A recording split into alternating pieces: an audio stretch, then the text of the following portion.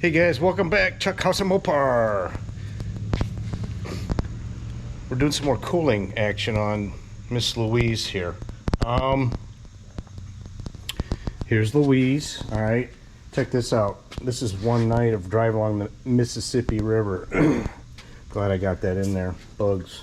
Anyway, so get my flashlight out here. So this is the factory fan. Okay. You know, I think you want the fan in about a ½ an inch inside the shroud, which you would hope it would be straight from the factory, okay? But this fan needs a little more bite. I need a little more bite because what's happening is it's not cooling like I'd like at idling around. So I bought a Durali I call it, fan. It's a 17-inch fan. It's got more bite. All right, so then I needed a 1-inch spacer that'll go in here. 5/8 inch holes. Everything should work. Yeah, got a buddy coming over. These are 273 rockers. He's got a 72 satellite, or no, 72 Charger. Had it forever. These came on the 273 engine, and these are friction fit for the adjusters. Okay. Well, his are loose. Sounds like they always have been loose, and they even dinged up his valve covers. This is my son's duster. I'm also planning on maybe throwing something in this video with this thing. 273 rockers, but I have adjusters. You see, I think I got them from Mancini. Somebody sells them, so you can sink these in. These are all, I got spacers in all of these. I had a fear that this thing, I thought I saw some blue push rods, and they look good. I haven't seen this for a while. More on this car later. But what I am going to do, you know, guys, I learn as I go, right? Like all of us. So you put spacers in here. You see that silver one? All right, well, you want to get the rocker centered on the valve. And honestly, I think these are a little more snug than they should be.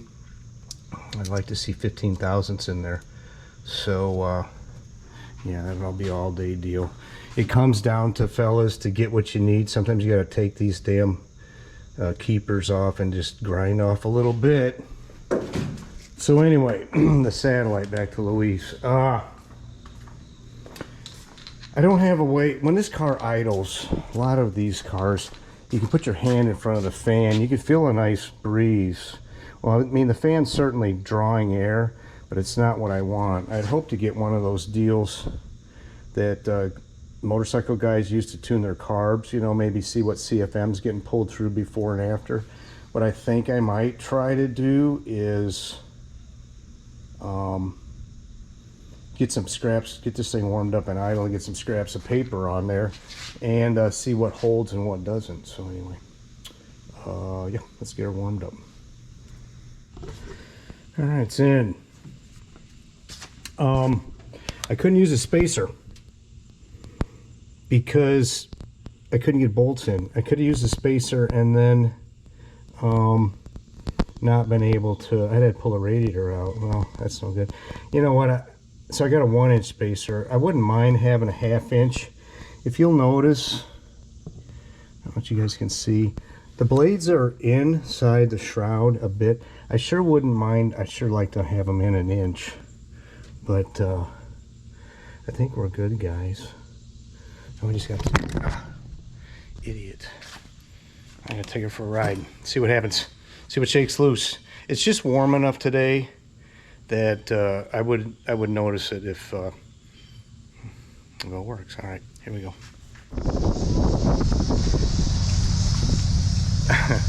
You never know where you're gonna end up in life, right? I hope the wind isn't too bad.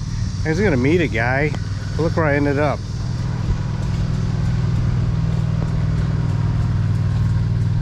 Next best thing to Mopar having, as far as I'm concerned.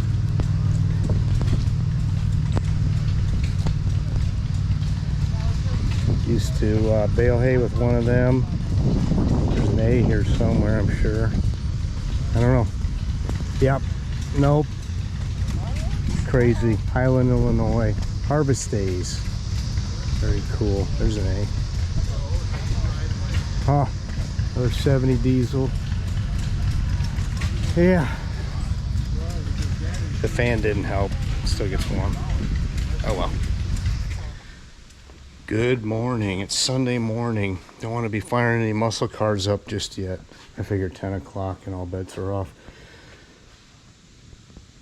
The satellite. Couple things. All right. So on a 90-degree day, in a little bit of traffic, I was seeing 190. I got a 180 thermostat. That's not bad. When I first got this car together on the same day in longer traffic, I was seeing 210, you guys, and she was wanting to go up. So most of that was tuning, right? Got that carb leaned way out. I was getting 11.2 miles per gallon then. I'm getting 15, over 15 now. So my fan's in. It helped, okay? Don't get me wrong. It's certainly gonna help. There's a lot more airflow through here, all right, than I had. One not so great thing is I really need, this fan needs to be forward. It needs to be halfway in. I've just got the tips of it in basically. My 1-inch spacer wasn't gonna go in with the it just wouldn't clear the nub, you know, that's the center, the axle for the water pump. So John with the charger, he's going to cut that thing down to 1/2 inch. At least get these fan blades in. I really need them in about that far, you guys, as you know, but can't do it. So anyway, I think it's not the win I'd like. I like to be in a 100-degree day, sitting in traffic for an hour, and she doesn't budge off 180. That's doable. Although at this point I'm starting to wonder, because that's a wicked good radiator in there. So the next thing, my son's duster, you guys saw it earlier. This is I have 3 kids, the middle one. Okay, so he was my motorhead. My older one liked driving it, the cars, but my middle one was the gearhead. So like me, he had bought a go-kart. They put a lawn edger motor on it, ripped around on it, found another motor, ripped around on it. And then he and his buddies sprung for $100, whatever, 6-horse motor from Harbor Freight and ripped around on that and sold that. He was my motorhead. So I think when he was 16, I said, listen, if you want to buy a car, I'll pay to do the engine. So he thought that was a good idea. So he found this. It's an original LA built 318, 3-speed with an 8 3/4 rear end. Great basis, and it's been played with over the years. You know, this is an AAR hood. That's literally the name of the company. Let me see right there. They actually make really good stuff, except I don't know if they're even in business now. So the background, so we get this thing and immediately tear it apart. You saw some of the pictures. Pulled the 318. We're just gonna freshen it up, throw a cam and a 4-barrel in there. I mean, what else do you want? Headers down the road and drive the whiz out of it, right? Blasted the front end, put her back together, and that's that. So, of course, with today's gas, you need hardened seats. So I said, go to the junkyard and see if you can find 302 heads, or maybe, as it turns out, there's these 714 heads that are the heart-shaped ports, right? They flow like crap, but they're already hardened seats. And all that. So cool. Finds one, him and his buddy pull it out, go to get a valve job done, and the compressed height of the springs was too much for this cam. All right, I think I don't have the cam card. This is a healthy enough cam. Anyway, so the machinist decides he's going to machine the pockets so the springs will be recessed in. Well, as soon as we started to break it in, head cracks, I start seeing milky crap, you know, water in the oil. So we pull it apart, get just another set of, these are J heads, they're just truck heads, whatever. Get a valve job done on them. The machinist, at least, he had the heads, I believe. He didn't charge me much, but it wasn't free. And they're on there. In the meantime, I'm like, well, Let's build a 408 stroker. You're looking at it, okay? So my little deal of just paying for a little bit, I told did I say this already? I said, if you get a loan, I'll pay for the mechanicals. So now I get to build an engine, all right? So fast forward, where are we at? The 408 now necessitates a champion radiator, okay? It's just running hot. That's fine. We had just an Edelbrock, whatever, the 1409 POS 750. A couple years ago, he put this quick fuel on. We haven't touched the quick fuel. Here's the plugs. This one's really lean. I don't know what's going on there. But, you know, that's an out-of-the-box head or carb. There ain't much fooling around needing there, guys. I don't think. We will, but whatever. So where was I? Oh, so when we put that cam in, the stock rockers clattered like, you know, coffee can full of rocks thrown down a hill. So these are 273 rockers, and I got the adjustable or the, you know, the fixed deals for these. Okay, well, I thought I saw that one of the push rods was getting warm, but I come back and look at it again, and both sides I'm not seeing anything that gives me any heartburn. And I have a minimum amount of threads underneath there. Some are tighter than others, all right? So, but what I did see, you know, you learn as you go. These are tight in here. I didn't just, these are spacers from Hughes Engines. And I, of course, talked to those guys. 15 to 20 thousandths is what they told me, you know, fooling with Louise here. So, some of these are tight. So I'm gonna get at least 15 thousandths, and all I'm gonna do is just pull these out and grind off the ends of the keepers to get the resistance I want. And then I am gonna lash the cam. Okay, well, it's really very simple. I watched online. This guy says he did 1 million of them. I've already done these this way. You just put her on #1 top dead center, and you just tighten these down until they're snug, right? And then you take it through 90, and you do that twice, and then of course take them a half turn past that, and that's it, guys, to lash a hydraulic cam. It seems to work. So anyway, yeah, I'll be honest with you, you know, I'm no big engine guy, but this guy's lean right here, there's no question. So I'm no big plug reader either. Anyway, I'm gonna do this, and we'll go from there. Okay, we're happy. We happy? Oh, we happy.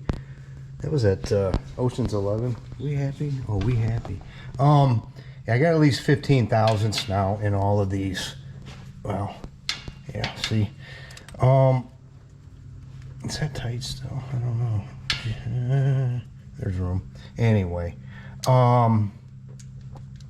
yeah, 15 to 20 thousandths. And I mean, I don't do anything without asking anyway, but the latest one was this Hughes Engines. Well, Hughes would have told me about all this stuff, I'm sure. It's where I got all these spacers. You know, I call up there and I said, well, can I get some of them springs? And Dave, he was like, I don't even know, I could hear him in the background. This is a couple years ago. He doesn't believe in springs, you know, like the Hemis used, or these guys would have had just a spring in there keeping everything. Anyway, so here's the deal. Now we're gonna lash a hydraulic cam. I found a guy online, and I'm gonna throw it up to you. Somebody that's been doing this a lot longer than I've ever dreamed of. I stick a coat hanger in here to keep the push rods, but as it turned out, they didn't even, you know, so you can put everything down on there, and then I'll slide it out, you know, I can slide them out now, didn't need them anyway. So here's the story. What you do is we'll take this thing through rotation twice, okay?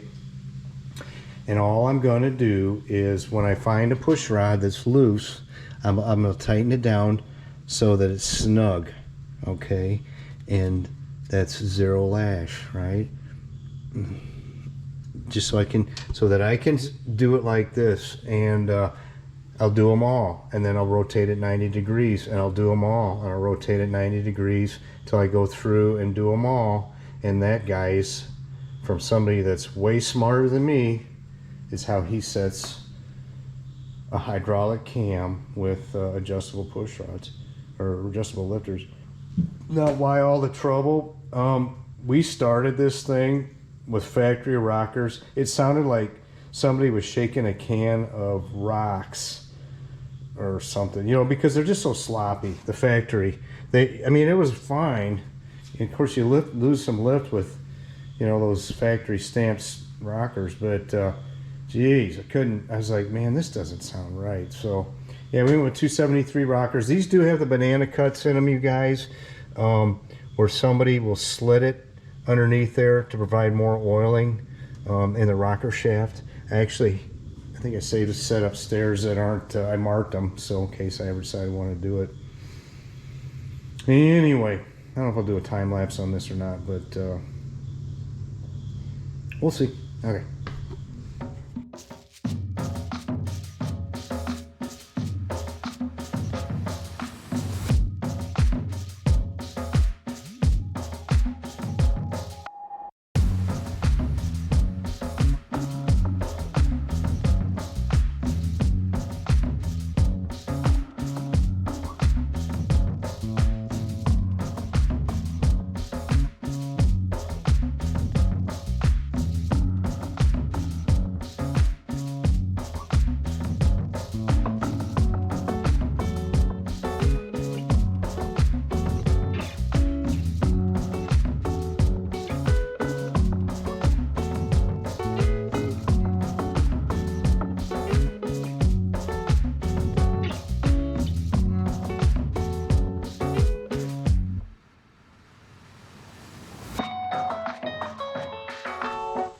Alrighty then.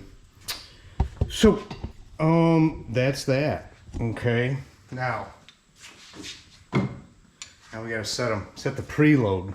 Guys, don't ask me what it means. It's just there's a spring inside of these. I think there's a spring inside of the lifters, and of course they pump up with oil, and this preload, I guess, is against the spring. Sorry. Yeah, I had one of them 3-day deals. So now all we're going to do is we're going to add it. Guys will say a turn, half a turn. I'm a half a turn, 3/4 of a turn. I'm going to add that video. The guy says 3/4. The Mopar guy I know says a half a turn. So this is a preload. Give her a turn in, tighten. Yep. And continue. So, yeah. At half a turn, tighten. I should have put this on here first. Anyway, and continue. So anyway, yeah. That's how you lash it, I guess. You know, I didn't come up with this myself. Yeah, that's how you lash a hydraulic cam, according to a guy that knows a hell of a lot more than I do. All right, here we go. All right then, she's running, hooked up my timing light. I got the hour, now she's warmed up, it's at 900, it's too high. I'll knock it off a little bit, set the RPM a little bit. So yeah, that's it, she's done, all lashed up. And ready to rock the drag strip, right? Oh. Dead ant. So anyway, yeah, that's fun. I haven't seen this car for a while myself. Oh, I got a fender tag. This car had a LA, there's no build sheet. Well, there was a build sheet. Okay. So LA was notorious, Los Angeles build plant, for putting the wrong build sheet in the cars. They didn't care. So the one I got for this car, I still have, is a for a 70 Duster Sand Pebble Beige, I think a 225 slant 6 car. So yeah, anyway, but yeah, here's the fender tag. So I took a cue from my Ferrari buddy. They'll take and completely restore a car, a Jaguar, and they leave the tag just the way it was. I think that's kind of cool, actually. So 318, 3-speed, BL29, 318, 070, E is LA. Interesting, I just noticed this a little bit ago. So the rest of the VIN, they all start at 100,000. Well, this is, so the first car would be 1001 off the line that year. Well, they only built 51,000 of these in LA, model year 70, up until now. And the model year ends, so this is June 19th it was built, roughly. July 31st, so I mean, it had 6 more weeks, but they hadn't built many. And, you know, and as you guys may know, the LA plant closed in, I think it was the end of 71. So this was June 19th of 71. Model year ran August 1st to July 31st. So that's that. When you watch this, you guys, we're gonna be at the Mopar. I don't know if I'll throw this back out on Friday. I've been doing Friday at noon just because, whatever. Or I just put out that one today about John's Charger that he did the overdrive swap in it. So I've been coercing our buddy Jeff to get a 72 Charger on the road for Mopar. We'll see. Guys, did you notice what I'm wearing here? Yeah, unfortunately I can't sell them to you. I plagiarized. This was actually a, is that cool? That's American Motors, so it would have been NAM and then American Motors Corporation. The best part though, I got something else in the works that you guys can maybe buy. And if I sell t-shirts, it's gonna be 15 bucks. That's it. You guys see that in my intro? That's cool, right? That's so cool, except that's not my elephant. Yeah, I stole that too. I got a girl. She'll make me up she'll do whatever I want, you know. You know, as far as this stuff goes. Takes a while to get done, but so yeah, she knocked this out and all this. I'll be wearing these in the garage. Hopefully some of my posse, my boys or my friends might have some. So anyway, yeah, if I see you at Mopar, I got stickers. They don't look like that. It looks like the one with the tire on there says House of Mopar. Anyway, you can have one. All right, guys, that's it. Jeff, get that car done. We need you to drive with us over to Bowling Green. And thanks for watching, guys. We'll see you next time.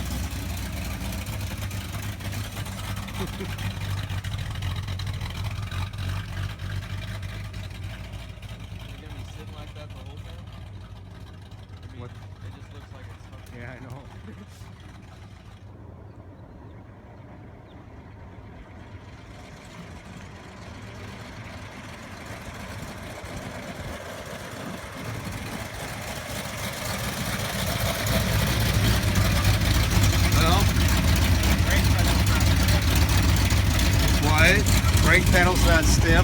No. I bet not.